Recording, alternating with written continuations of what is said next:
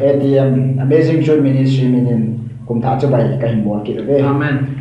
tu hafta hi hafta ni na ta in simmun ni na ile ta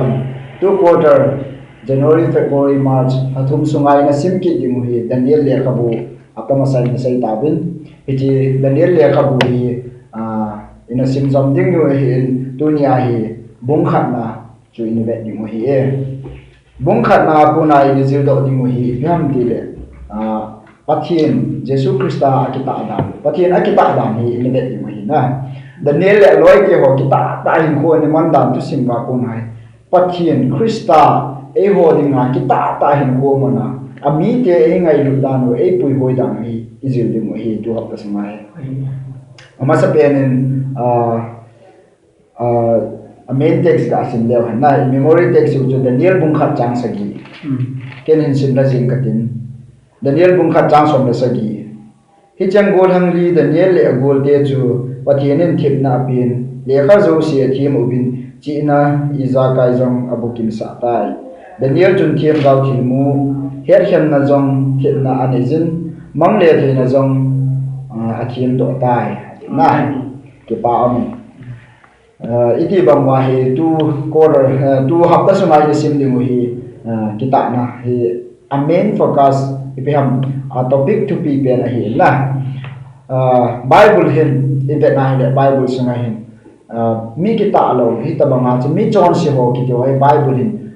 peham aza ta pi pun azum pi pun anaji do so ke na John se ong ki pat na chu ting la John se gi lo na za za ni ki bol ho zo si patent and Bible record and bol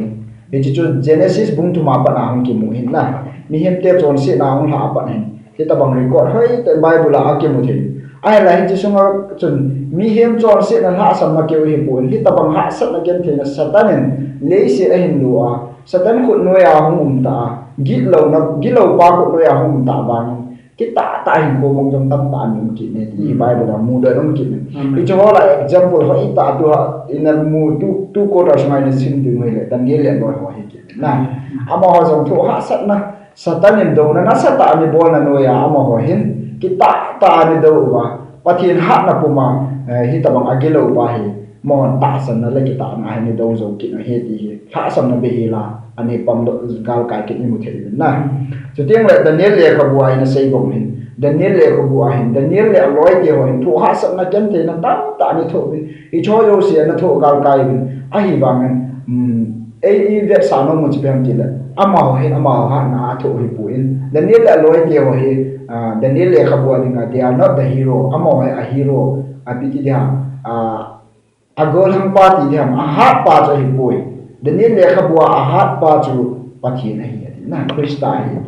aje chi pijenam ti le hi tabang ha sat na gen the na ho hi mi hi ma ding in i chen na ko mun jenga na i na in sung jenga zo ke ta ta in ko man ni ke ti challenge be ha sa ta do ding ha sa ta hi tai ti chu chin na ka Daniel le loi de a in sung a kho sung a hi pu in gam chung foreign ga ma ki kai ma ma he chalai mo na ki ta ta hin ko ga man ni mo cha ma ho tha na zo ni om pu a hin la pathin a kon pizalin bol le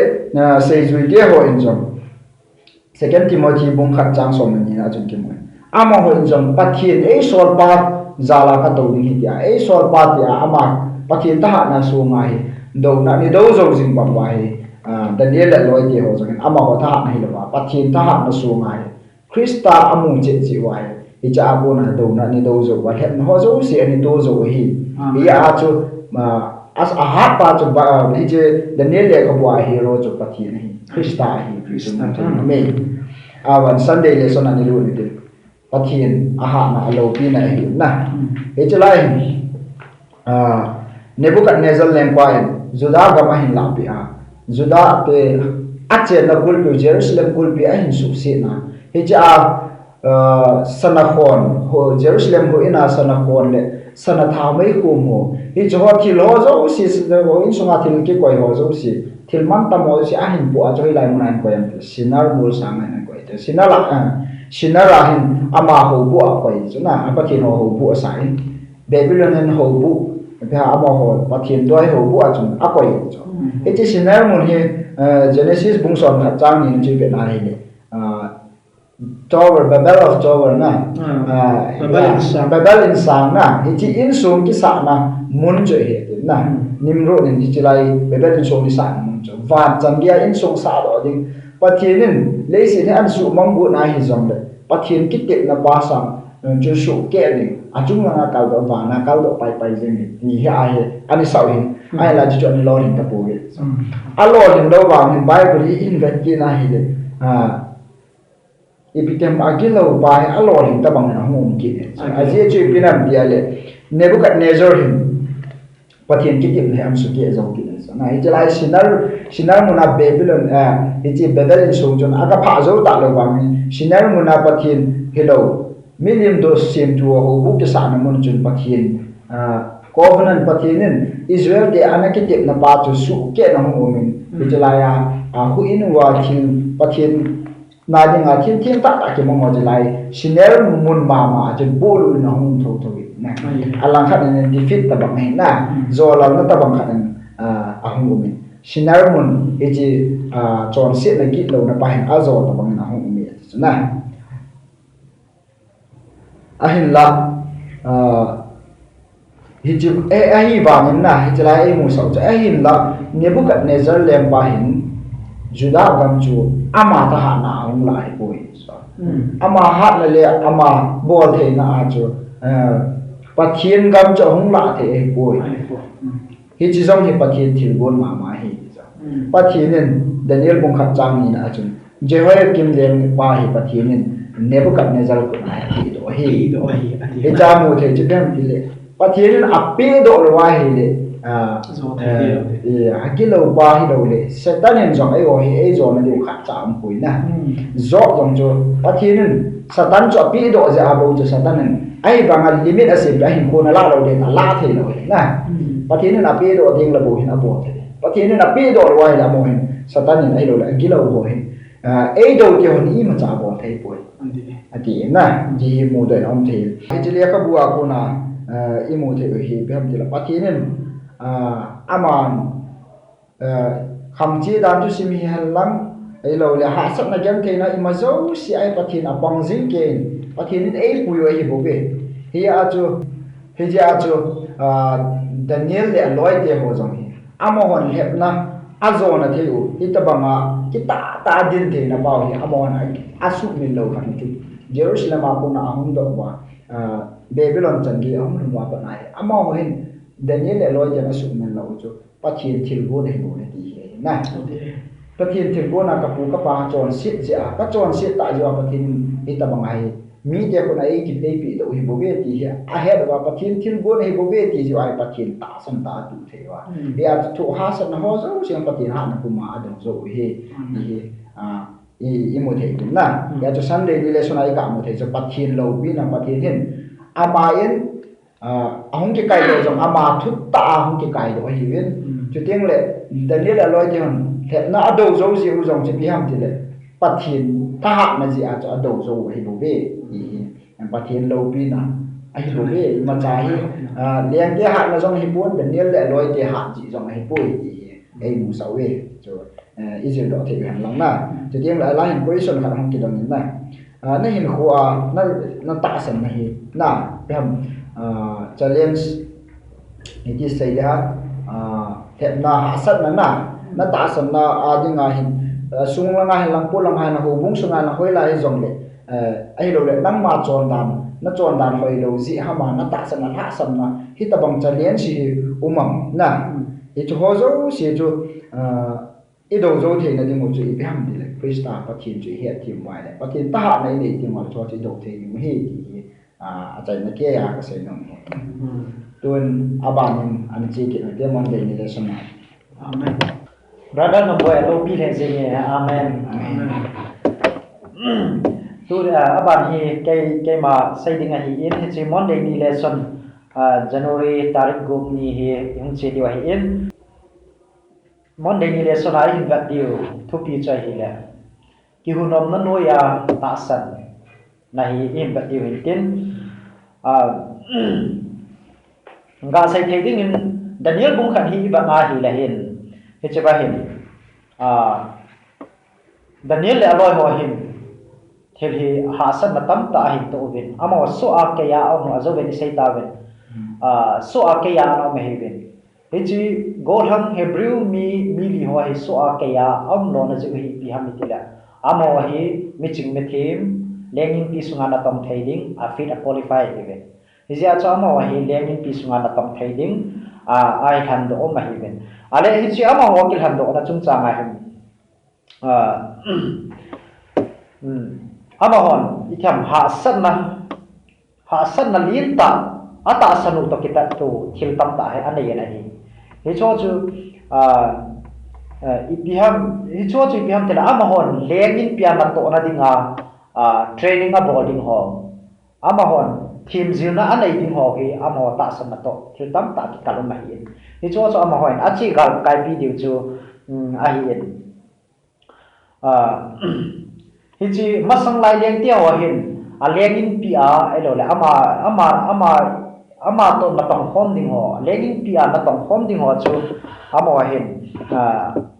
hiji na mi gamba ma ku na ke ya ho ala diu ting la hin ipiha mi tila ama ho ta san na elo khana ama ho loyalty ho ama ho akita na le a hi na pau chu imazau si chu apathin di wa kita na pa ho zo siam chu ama ho pathira ding le ama ho le pa ading ha ma zo si chu a hei kon wa na bol na sui a bol wa hi chi pa chu ngai ma sa pe na hi chi a chu hebrew tia wa chu jehovah pathin ta sa na hi ben ale jehovah pathin na hi na bar ba chu ma ding a thil ha sa ta chu leng pa in pia na to dia le leng pa chu pathin ta ma hi in chu tin ta la hi chi lengpa pathin jong chu amo dinga apathin tabang de assistant jo si chu jehovah pathin helowin babylon te pathin jo chu ho na le babylon te pathin za bo nakin bo sia jo training an la do ta ja chu ni chu amo dinga ha sa ke ta hi ale iga sei be no mo chu i pham tila hi chi kal bar jong chu hi chi to ki hon chun ga ta te hi chi to ki hon chun hebrew mi hung ki man ho hen aminu hung ki he na ale amin kil he ki ti nga la hen ipi ti na ham min kil he ki ti nga la hen change of ownership ti na he na te ka na bang chun mi khan hen naw khan akile adopt a bol na ni chen naw chu anu apa te ana amin sa chu na hi zong la ke man adopt a bol la chu ke man min ka de ka chu ka phu ki ti na hi chun pem tela ownership ama hoi ta pun ke ya ta ka thu thoi ta ki nai na hi chun hi chu hebrew mi ho zo ni lengin pia na hin to di ba amino ki khial ma sa pe ni na hi chu amilo ki khial chun babylon le pa hi tai ti na pa cho phot chit na dinga hung ke bola hi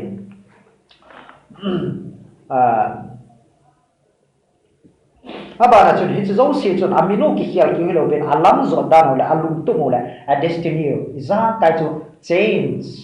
ki he na dinga hi ti ta bang thil cha bolo hi ti jong na ki sai na hi aba na chun thil khani mu do thil chu phem tile babylon te culture ho zo si na apathin ho now a system ho zo si chu am ho no azu ti wa cha hi ji a dinga zo chu hi chi ki hial dinga chu training ki ki no hi aba na point na hi ba ti chu ya la pathinin amin ki hial na chung chang ba hebrew mina chu min ngai ta ta ki pe ni chu pathin lung dia min na ki sa je pathinin min la pi je ala hi chi pathin jehovah pathin lung dei bonga min ki pi pen chu twai foreign deities foreign pathin ho na chi dam nam dam ho pathin lung dei zo amin pa chu hung ki ham nu nai ki ta ale hi chi kal ba jong chu imu do the chu pyam ti le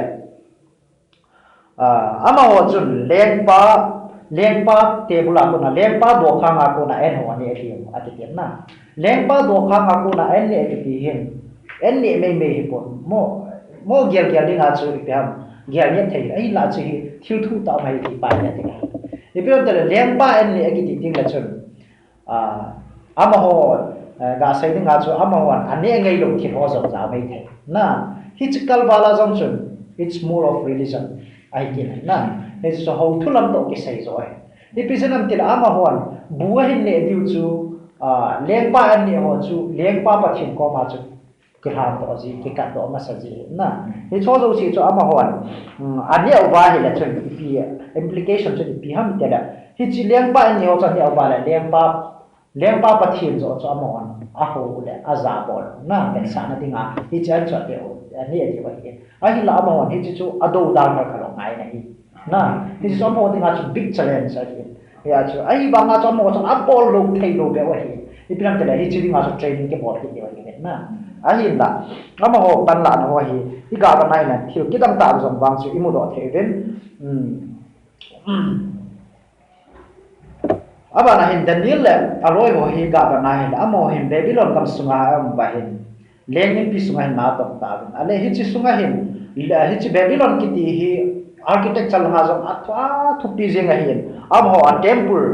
mai jing zong chu ba mi li si na sa pen na ban nu mum pen na hi so ting ta le hi chu kyu chu lovin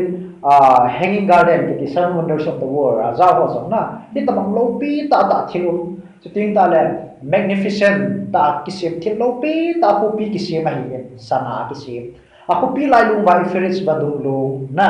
hi cho zo si ho hin le a lo pi na zo si amo ho a ki kol the ba ama ho hin hi cho zo si chu akol cha oba apuison hi naw le legin pia na to na advantage ala oba Hebrew nam cha da ta thoi ati ke na Hebrew nam cha da ta oba amo chu legin pia position chu sang che cha ki bol the ba na Hebrew mi na cha he mil the wa hi hin la amo ni chalai mu na chu Hitchlai mo na chu royal officer ki chu leng te nga officer lin ta hi chu ting ta le Babylon mi hi na ta chu chang thei mo ding mo na am bang chun amo hi ta bang ha sa na pressure no ya chun hi pi ham atu dan jing chu ata san pa Hebrew hi na ba je ba pathian jing pathian ata san na pa chu a ha po na ala tu nia jong hi ho ni hin kho bai Christian hin kho hi na ba hin leisi chunga cheng he na leisi chunga hin cheng he hi chalai te ha pha hi ve hi cha tabang wa pha hi ve na hi te Hindu he ve na pa poi a chuma ka chen ning he ti hi mi tam tan hun kel nei jiven na a hi cha tabang Christian tan hun kel nei lo hi tabang ha san ma gan theina chon dan za chum ho la hi chen ka hi in ale hi tabang la hin chen jong le kai yin te chu kham hi jong le na zu kham hi jong le kai mai ka ta san la di ta ka jing ting hi tabang pressure no ya jong hi ha ka pathi ni ka ha lo ding ta san lai di ta ka ji ni ti pai je to the na ni cha che sai te te amen Sunday le Monday lesson ngam boy le loi pa je bi in ngai ta hin sai lam tai than ma jing na Tuesday ga lut bang bai ki ti min thulu da khe asim ai le Daniel in thulu cha ki a ki sim na pa hi ini vet ki di hi tu chung simun hi Jerusalem apa na Babylon om ki tol mang ba su akai ma om na tu sim chong na ya su Daniel le ka bu ma sa introduce sai se bang ba chu tu ni hi Daniel bung khat na su alang pia cha ki ve hin Daniel in se ban jom win bung khat na chang si ya pa chang som ni sung sim tinga le hin thil ni sei do ding khat ki mu hin hi cha ki mu hi pem ti ting la pat Daniel in dei na ki sim na le pathin a ki kum na a ki mu na si te ni ho ding a zin lo thei poi mo ta ki mu hin naga dong ta jan leng amino hial pi wa chu Babylon hong lun ma amino hial pi wa chu Daniel ho ma ibia kamino hial pi ya kalu ham de ti hi complain to ha nei kha me nang ni ya la na chu complain bang chu ki mu koi na complain ki ti ai bula record um lo hin na complain di ma ki mo lo chu na ai wa chu amin hial lu ya chu iba da le a ki pau yang ti na ki mu di lo a ha si ve ti na ki mu di lo amina hial pi os bible hi ta sei na ni na ai le chita bang chu Daniel le lo na tu hi ai ya le sab le leng hon ban amino hial thi ta ade ya amino hial ta ai le amo pathin choi at na dinga Jehovah pathin hei mil sa amo pathin choi at na dinga amino hial thi le Daniel le lo ho jeng jang leng pa do hang chon ne le cha ki si mo chu amon ane ade de ane thei ni ma right ane na ni Daniel ki hat ki na hi chu ni ya chu Daniel in chum chang ai bi ti hin bolam ti ba hi ka be tin chum zakhat ni bible ji sim ti ngai le Daniel bung khat chang si ge na pa ni ga be ta le nung ki su hola lam kai pi pu ban amo hi amino asim bin Daniel chu Belshazzar sain Hananiah chu Shadrach Meshach chu le Azariah chu Abednego asae ati chu abajan Daniel chu leng ban ne tuita ta ne a ki su bu lo na ding le Judon ji lo na ding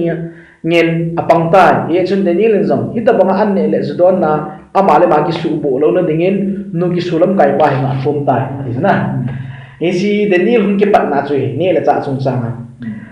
ai le pizza ne le cha chung chang na sata Daniel hi banga ki veng ham na hi banga Daniel ding chang ta ne le cha cha ba chilai dam iti tinga na hin a probability say thei thil dam ta min na ai chu Leviticus Bible Leviticus le habu chi ba tinga la hin pathin sa thing lo dam ta ni sei chu hi cho zo si Hebrew mi hin sa Daniel ki ti pain angel chen sai tai pathinin acha te hi ne dinga pi ne lo dinga pi ti wai ki chi sa na he ni ya chu ama hin lungling lau ta len pan ne do hang chong kilo hi sa thing lo zaw ka the hi ati chu ni so ta bang them je chu Daniel chu na Starbucks pe na ki be he ni na ani na chu amas pe ne le cha hi mini mo anga ki pi ma sa hi chu ki la ki ka do hi chu Babylon te chon na tu ya chana aza loi pa za mo se ko nga chu mini mo anga ki kat do ma sa pen ja chu ta le leng pa ang ki pikit ja abana leng pa amanu ya kisin sa na nei simlai cha pang hat ta ching ta lo je ne nga pe ki ji jo na hit ya chu na boy ya chu Daniel ki ti pa chun hit yo zo sia chu ka ki su bu lo na him dingin a ja thulu ga na ki chi ta nei hi ja chun nu ki su an zon lam kai pa chu ama him thu pi lung sit ta in cây lại có lối hồ chân si xóa hi win dù hi lo win leng pan ne tui ta toi lo win an che nei pi ta thum cho na trong lệ a thum ki lo chu khat ba chen bi sei ken Daniel chen bi sei ken nei patti me na ti nang ni ngai tu da iti da na Daniel hin nu ki su ba ko chen nei patti me na ti te dem sia patem no na chi pham te aman adai aman en che ho cha ki sun pi lo ne a ki sun pi chu pathin hewa pathin pa chu apizenam ti le a contestant chula chu ba na Hebrew pathin to Babylon de pathin chang ni ai ya me che chu the great controversy na hung lu ne chai ông ngam la ngai da ne ye chai to JB sei chui jing na kan chang khang ai to amanin ane le cha thu e pu na pathin di ta le pathin di lo chu ai jing na hoi je ha chu ham ti ki adi mo na he chu hagau thu la mong tan na hagau thu la ma mu thei lo a case choi tan che pen na satan le Jesus Christ ki do na vel ha na Daniel galzo pa chu kam ti vet san nu ma patik na jong hen na ti zong ka sai le Daniel ho hen thi ya het thu zo de gen ka kin chai ma han le amo he pathin hing ho he se vet na itu nam ka tu la ya ya wa ni sai jing ho he sa ho ko na he sa ho thil ho ko na he beverage ho ko na he primary vitamin or nutrients or source of po to ai he jo thei ho an che ho ko na primary nutrients source of po to ai ho ve ki na it was a primary part of the secondary part also I give up so you can na trong số point này na ai la pi pen chu chang the ga sei be num kini Daniel nei pati na ti hi pem ti tingal hin ai chu Daniel tu sei chu nu ki su pa chun an ne vai ho ma pang pa chun Daniel tu sei chu an ngai ya ile ama dinga thi na thei tam da di munum chu na ma sa pe na hi leng Daniel tu sei chu nge le leng pa ni pe ma lo lo tan thei chu ma chu ab sayo sei la chang ang ji mai na nang yin leng pa ka lol bu na tan sa no mei bu ati so ai ma chu hi cho ta banga din mun umei ya chu ti za yin lung set tan ti za po pe lang na thi na ding na hin na ti yong le nei be po po lang bi som su nei pati na te na ya chu chi cha len so la ma me hi chu koi ja la ngam ni a zo sei ta ben Daniel le khobwa a hang san pa agu hang pa su Daniel ke point agu hang pa chu be ti ta wa Jesus Christa cho hin ko do nom pi pe ya cho Christa han san na cho ne ni na tu ne yo ni ki su na we Christa hi sing ngai hi จะช่วยเราว่าเลยว่าดิ้งมีหิมินบอลที่มันใช้ในปุ๊บเองที่ไปเดนี่เลยจ้องสไลด์มุนายมูดที่จงเลยไลมุนายโกดอนุ่งเจ้าช่วยอีกที่ตอนนั้นเดนี่เลยอันเจนี่ปีเป็นอัตยามันที่ดิ้งอะไรหินปัจจุบันมีหิมเตนี่เลยจ้าดิ้งอันนี้กุนออริจินัลได้ดีวิจิตรนะฮิด้านจะไม่โกดอนุ่งนะซิมที่ละอาจจะช่วยเจนิสิสบุ้งกันจ้างสมนี่เลยก็ซิมดิ้งอะไรปัจจุบันอาดัมเลยอีฟจูอันเจโลหินเนดิ้งอาปีจูอันเจsorry อันเจโลหินโลเทกาโหนะฮัตต่อมาอันเจโหงหิจูอาบาร์มาสเปน่าจูนะฮิจูจูหิจูฮิจูเดนี่เลยอร่อยหอยอันเจตุยโดนนิ่งบ่ในปีเป็นอดีหิงอีแบบดิ้งอะไรหินซิมที่ละปัจจุบันนี่เลยจะมีมเดนหินซิมลงอะคอนเท็กซ์หินโกดอนะฮิจูเพียงดิ้งอะไรเดนี่เลยอากิสุนนะปัจจุบันในเป็นฮีmasang lai pe le si in sim no ba Jehovah pathin Adam le Eve in sim no pathin so deni le ko phot chin mo mai chai na hi chi pathin so aman no a ho jin ba chi da chi chi da ki mu the ya chu deni chu chi sim ho ko na so na sta ki tel ho le ji na Bible am te chon na le hin dan za chum le ne le cha num san za chum ha chu ki su bu lo chu deni hi vegetarian so hi mai the ai ra hi hong hi lo mai the ki sei the lo pi chu hiu le chi lai mo na hang san ta Pachina choyana vegetarian dingin nei pati pintia adin na bai tu lai ta sansa de ki til khona di chui na chole isei tau chola introduction na chu denil le ko introduction na chu denil le ko phan nu christian dia ding hei di na ko dala phan nu christian dia ding hei ti wale denil alloy ho in ain ko wa ne le cha an che lo mo ki na pe ni tu ne phan nu christian dia da e wa example pata ai di ka sei do no me nei sit ne le cha mi lo na la na so tong hi pathi na ki ngap na mo mong chu bat sa ai he jun tu ni hin Daniel bonga hang san ta dei le sim thia ine le cha ho ki bet dup jin thia ita san nau pati the mo zo si I kamu i le yu ki tu tang jing ni pa kai mi ki tem na hang san ta pathi na dei chu pi ham ti sa bo he puma ne sin ding pa kai mi ki tem ve ki pam he jing na hoi he jing na pathi nen phat he bo pi han la tu na bang na che ki ne what is the ni le son he ana che ki ne ten no na be le aching ini video ini na nol na bay kita tengah lah ini masang layar ni hon lah kil mai cantik masang layar ni hon anak kat doh cuy kabangan tidak pakai hau nanti anak kat doh cuy nol na bay ini nol na bay cuy piham tidak ayal bay hello ding na piham kisu mo atas sazong kisu mo na macam doh ding na alung timau kisu mo nam doh ding ahin bay siapa ding itu nol na bay na ahin acing ki tengah le acing chu diam hen na chi na thing sel pai ta nei pathian he na Pathian he ya chu chu acing ahi ala hi chu itabang ham mi dia le Daniel aloi ho hi captive mu wa he am wa hin hi tabang nul na bei le acing hi je wa chu qualify ro hi na leng pa sunga dinga mi chu jai wa chu am ho bu se chu than do am ma hi ve ala hi chen han doa dung zui wa cha mo chu abe nu zong phai ding ki ne chu abe nu zong phai ding chu ting ta la amo chu mi ku pum pi ni zong ma hi ngai na a hi ngai ipisana mi ti le masang la ya hebrew dia ho hin pathin ding am na tong ho ne iza ka hin nul na be ana la ji ba nga chu babylon dia ho zong hin leng pa hin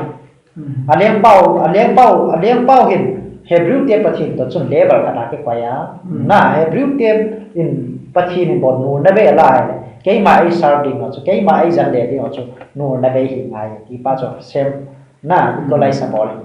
hi ra chu hi ta bang nu na be cha ma na hin ta kha yin ale hi ta bang lai ta chun Babylon na tong ding to ho bu a Israel te ho bu na tong ding to Babylon na tong ding ho cha qualification aki ba ngai hi ni cha mo na than dan system chu na ang tai ai ni chpa chun mi pathin mi te ho chun ha san da tam ta cha hi tu ta ha san da tam ta hi tu ve lempa ut no ya pathin ta banga ngai to na ama pathin ho lo khat thu noi no ya dei dei bonga hum di chu ama wa dinga big challenge lin ta na ha san na lem pe ha chu ang ni ta na hi ale ma ba ni mu the hem pathin hin hi chi mi li ho ki ta na ho he aman zong a hen pin chu ting ta la za ai na le pi nai na sa ta in honor pathin zong bol ne hi ale hebrew mi pasal li ho he ni som zen he testing period ven hawen au mo ve en che jing tui si bo al no ve sa ho zu ho ne lo na he to mo chon ahung mu chun ni som zo bin hi chi mi dam ho sam chon mo ata sa wa chun hi chan che ho chon na tong zoi student dam ho sang chun hi student mili ho chu ni som sum chun a fit job in a hoi job in chu in mo the ve pathin lo pian na he chu pathin na to na chu approve hoi tai ya chun ale hi chama aki sai na du je han amo hi knowledge and skill in all literature and wisdom na hen na le bor theina thip na pa hi ning hing se na hi ven so ting ta chi na zo ti wisdom na chi na azom hen na chi na bor theina hi hing se so ting ta literature la ma hi skillful ta thula la he thei ta na mi a hi ve aki hi chi hi chu qualification la is okay Daniel aloi ho li la azom ahin Daniel to special gift thilpi chum be abkin ane Daniel chu amawa loi la jang chon na he chu pham tele adam ho aloi bi ho Daniel loi ho li la mi thumen anai lo Daniel na dai kha chu pham tele he che mang ho le thil mu ho mang mu no vision gaw mu na ho he thim the anai pa chu hi chi het theina pa chu aloi dang on nei lo ama sam di sa na level sam di sa tin ai level sam pa chu chi chu ama aloi ho nei lo sa nei hi na chi pa chu alo pina chu Daniel specialty na chu imu do thei ben na ya chu pathin leng pa jong Daniel chu adai han di sat ki nai Daniel no hai pui sama hum kal do ki nai na he chu pathin he chu Babylon ko na tong ho zo se hi chi na hing se ke ta la thim na hing se na tong hi ba chon amon ha sat na hi wa nui li si to ai je chon ha sat na tam ta adai tho tho na hi ahin hi ta bang la chon i bi ham ti la amon ki ta ta na ding mo ben hai ha san na gen thei na hi ta bang om la na leng pa zu la sa ne ho la om wa mon chon amon hi ki ta tan ding ben amon pathin principle pa cha chi pi ben na tu na hi ngi kom tam ta Christian hi pa hi cho zo si la hi wa song hi ben na hi ta ma chu mi hoi ning ki tal lo ding a hi ni chi challenge i ma hin khuwa pa ha san dai tu pa hi cha pa hi pathin mi na thu zo the ning na Daniel la loi ho pa chu ding cha hi ayum tiu society a ko na hi wa hi pe ham atum be dana na farasi ho pa chu im lo tiu a hi ni cho to chan adjust si bol pa ta san na thing se na pathina hai Daniel ka loi ho pa ai idin bi chi pi tu pathin dai chu bi ga tu ke ko na cha amen hala ki ba men aban ban him chal men tu in achai na lam ni hum ta ben tu Thursday ni ta in January tarik ko na ni chi a hi ta in hum in ge ta ben to achai na pe na in sei khom dim choi hi le Daniel aloi de ho in hi ta banga ale kha sim naw ho le ne le cha lam hin lai malam zo si a test a hin bon ho chu tu a hi final test achai na pe final exam biha patim na vet ha na anu kha pen pa chu in a vet you hin na e ji chu Daniel bung khat chang som na sa gi le som na sa gi pa som ni la khat chan ya a ki ji na Daniel le loi te ho hi tabang kum thum sung ana sim naw hi graduation aung hi ta na graduation a hi the ni ding wa mo hin e o langen final exam le kha ni ji na la mo hi examination jo leng pa examination abo hi na ado a question ado a interview abo bi ai la aung kai lu tawin Daniel le aloi te ho song hin hi chalai hin hi het nim khat chu amo hin Babylon ho pagan ho le kha ho song asim hi na amo ho hi chu hai ke ho adia pa chu po ta asim daw hi pu ama ho chi na ho Babylon te ho pakin ho lo ho chi na le kha bu cha sim hi na sa ta sim hi ya cha mo hon ti te sa ta hung gi mo hi ta ai la des a hin bol wai la amo hi azo chun amo hin in a say ta debu khat ne zal leng pa hin kum tum sunga an ne edung jong hin na sa ta sim jing pa hin zu la sa ta na tui ta tun bi hin an ne hi tai da hai pe na sim bi hin na hi che an ne wa ko na chu al ho jong ha ding chu teng le a ta sao jong hoi ding a melu jong hoi ding a chi nau jong a da bala kham ding hi Babylon leng pa hin amo hon amo gam sunga le kha thiam ta ta lo le doctor thiam ta ta ki gom ko ma na hi chi dam the na ding dai pa ta si mo he a ro ha na ding ane we ai hin la Daniel le loi ti ho bang chon azo chon ni mu ta na amo hon bang he chi chon ne pu ipizena mi ti le he chi chu pathian dai to ki bang pun pathian ne dinga e pi dam the na lu ha na dinga pathian e pi pau cho hi ta lo chen mo chi chon ni ne ta po na le si chi na ki mu pa cho an nol ta ai in the final test a zo ve la na nu kha pe na hung din pha ama ho chu Nebuchadnezzar leng pan amit na ga be na hi jong le ama ho a ta sao jong no chit chat jing khat ho sa ma ha ya hoi zo hoi ma jing tan a me lu jing jong chu khi jing hin na a chi na pau chu chu me ta a me lu ga be jing ang ki dang lam jing ta ala a chi na wan be ki na la mo he khat ho sa ma za so na hung jing jo ki ta na ai ji pa na a mo he a ching pe na han do a mu ma na ele isi mai le Daniel le ka bo hin ipem bung khat na chang khat na pa na chin sim so ai le Daniel le loi ti ho swa ke kai mong na thu ki mu na pathian a cha te chu epiti da api mong na thu ki mu ai la chai nan war som ni la khat na chu ve na hi le chang som ni la khat na chu ve na Daniel Cyrus leng ba leng chan gain na ai chun lam kai na ai vai hom na apoe ni cho ti chin pi ve sam tu Bible ni Cyrus lem pa chu ami te lung pui ki dinga he a ham do thau ma hi cho na ti chi cho an mu sai a hop an koi pi cho kinem dan koi pi na bung khat je ngai yong he apat la nga chu amo da kinem da um dang kai mo awang anoi la nga ro a chai na chang pen an de sa chu pem ti la amo ho ding in hung ki le na ding kinem na um da cha an mu sa ki na ai le hi chalai le Bible chang hong ki pi job bung thum som ni le bien chang som thum la gu proverb bung ni chang gu le James bung khat chang ma hi chi ni cha kan se do chen ni pi be sam chi no hoi ya ko na hong ku na Daniel le loi ti ho a chi naw le a hoi na ho zu si choi lai hong ku nam chalai tek su ni sim le mu ding mai na hoi ya ko nam pi le pathi na ko ni na